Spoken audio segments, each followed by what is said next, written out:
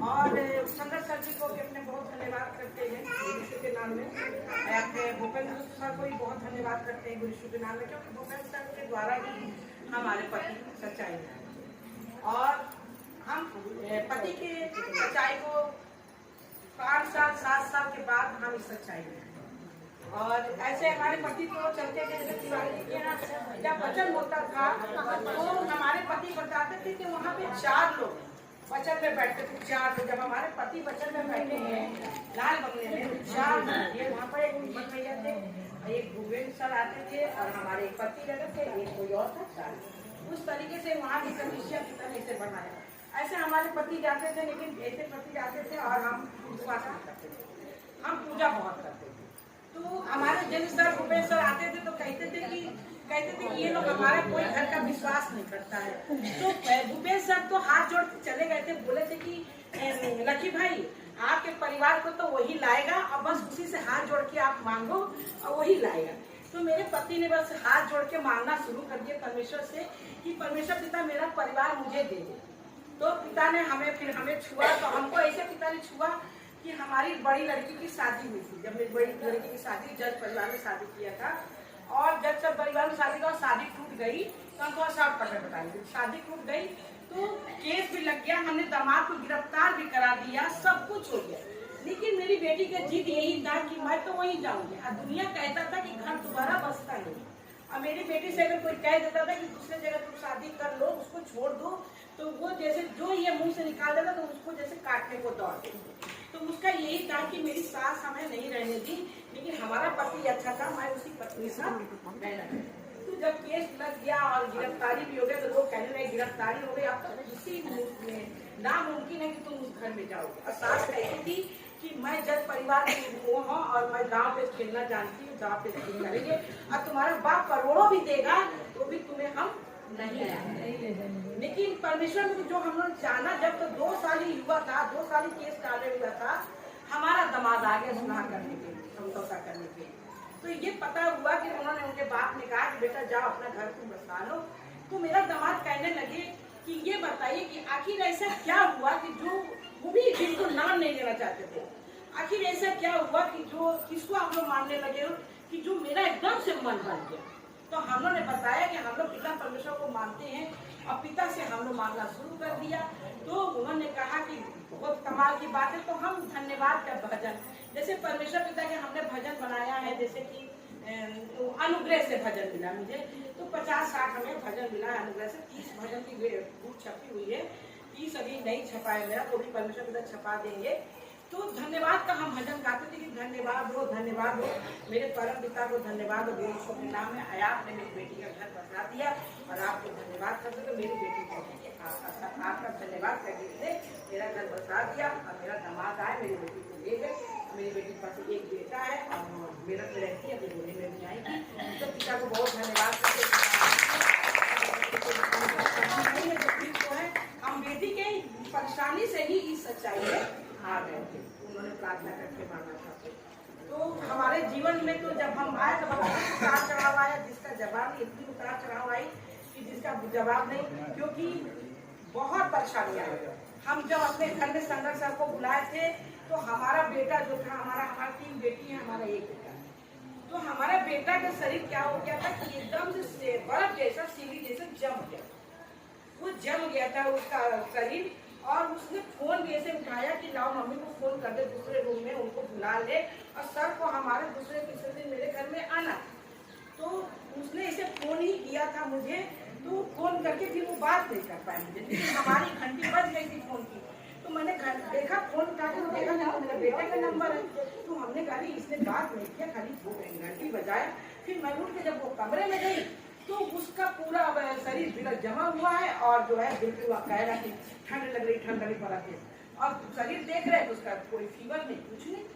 तो हमने कहा कि फिर हमने अन्य भाषा करना शुरू किया, बहुत प्रार्थना करी और बहुत परेशान की। कल तो पिता आपका परसों काम है, सर आने वाले हैं, हमारे बेटे के साथ ऐसा है, कैसे क्या होगा, ऐसे कह रहे थे। फिर हमने कहा कि लाओ संघर्ष सर को ना फोन मिलाते हैं, रात को बज रहा था। फिर खट से उसकी आवाज आई, फोन ना मिलाई तो परेशान।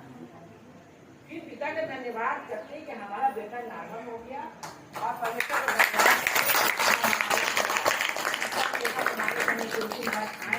धन्यवाद करते हैं कि जो है परमेश्वर पिता ने इस छोटे से घर में पिता ने उनका पैर को डाला, और पिता को बहुत धन्यवाद करते हैं, पिता महान है। और अभी हम जब घर में बैठे थे तो परमेश्वर ने हमको यही लगा कि हमको पिता ने यहाँ पर इसीलिए बैठाना है, जो क्या नाम है अरे शंकर भैया ने हमारे सर पे 2-3 बार से हाथ रखा, तो मुझे ये महसूस हुआ कि मुझे इसकी जरूरत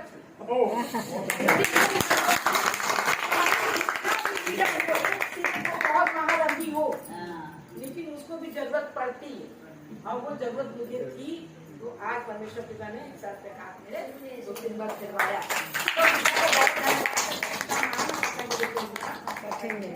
तो जैसे कि वचन है, जैसे कि अभी यहाँ पर किसी ने बताया था कोड़ी की बात, कि जैसे 10 कोड़ी थे, 10 कोड़ी किसी गांव में थे, तो उनको प्रभु यीशु मसीह ने उनको चंगाई दे दी। उन्हें जब चंगाई दे दिया तो उसमें से क्या हुआ कि एक कोड़ी प्रभु के पीछे है, 9 कोड़ी के पीछे नहीं है। तो क्या हुआ, 9 कोड़ी चंगे नहीं मिले हुए ना, 9 कोड़ी चंगे, लेकिन एक कोड़ी पीछे आया। तो क्या वो 9 कोड़ी अपने आत्मा बचाए? नहीं बचाए ना, तो अपने 9 कोड़ी सिर्फ तो शुद्ध हो गए, लेकिन वो आत्मा नहीं बचा पाए। लेकिन जो एक कोड़ी पीछे आ गया वो आत्मा बचाएगा।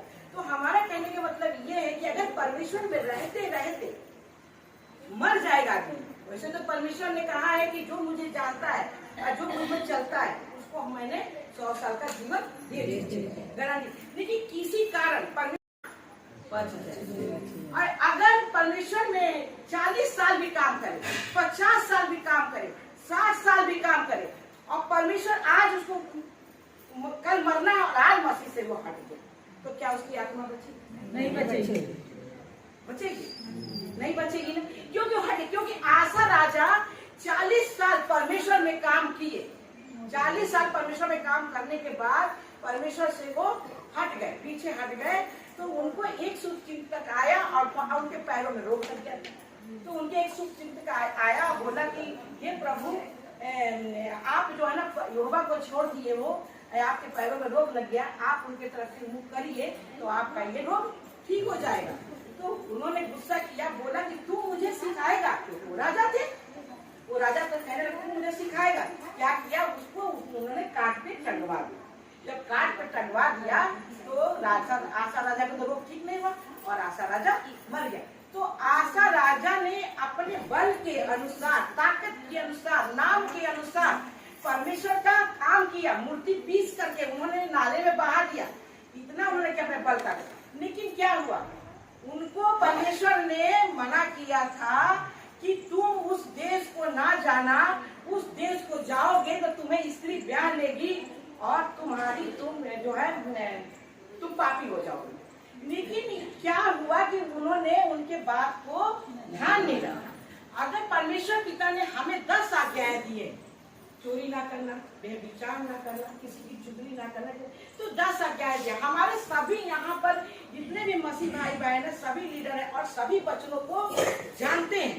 लेकिन उसमें क्या है, उसको जो भी आज्ञा को 10 आज्ञाएं है, अगर उस 10 आज्ञाओं में हम 5 को भी फॉलो करते हैं तो भी इसके मतलब कि हम परमेश्वर के अपने दिमाग में रखते हैं। अगर उसमें से हम एक भी फॉलो करते हैं तो इसके मतलब कि हम परमेश्वर के दिमाग में रखते हैं। तो क्या होगा कि हम परमेश्वर जब दिमाग में रखेंगे, अगर हम 9 नहीं भी मानेंगे और 1 भी मानेंगे तो भी हम क्या होगा, हम बच जाएंगे। तो सुलेमान ने परमेश्वर की बात को नहीं माना और वो देश को चले गए और उस देश को स्त्री ने उनको ब्याह करा और उनसे मूर्ति पूजवाई और क्या हुआ, उनका आत्मा नाश हो गया, नहीं बचा ना। तो हमारा इसीलिए बहुत होशियार रहना है परमेश्वर के राज्य में, क्योंकि जो हम परमेश्वर के राज्य में आखिरी तक चलते रहेंगे तभी हम अपना आत्मा बचा पाएंगे, नहीं तो हम आत्मा नहीं बचा पाएंगे।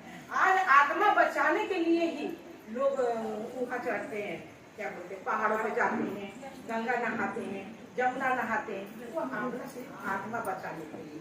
लेकिन फिर भी वो आत्मा बचाएंगे और बचेगा भी, बचेगा उनके बचेगा कि जिनके पास परमेश्वर का राज्य के बात नहीं ज्ञानी और वो अच्छा काम कर रहे हैं, तो वो समय आने पर उनका वो आत्मा बच जाएगा, क्योंकि जब वो छाती पीटेंगे तो वो बचाए जाएंगे। लेकिन जो जान गया और जान के परमेश्वर से पीछे हट गया अब बोला कि हमें तो परमेश्वर में नहीं चलना, हमें तो परमेश्वर में बहुत दुख मिला है, तो उसकी आत्मा नहीं बचेगी। अब वो छाती जब पीटेगा तो वो माफ भी नहीं किया जाएगा।